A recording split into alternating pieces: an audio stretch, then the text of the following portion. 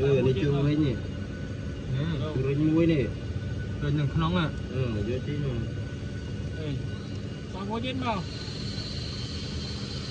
rồi muối còn có chết không được hàng xong đấy nha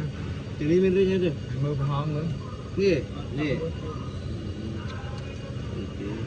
em đang lột đáp chứ nào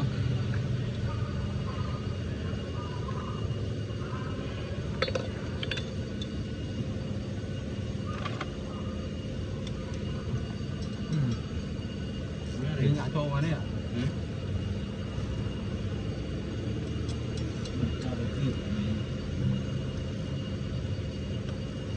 tôi xây không ai chứ đã nộp luôn ạ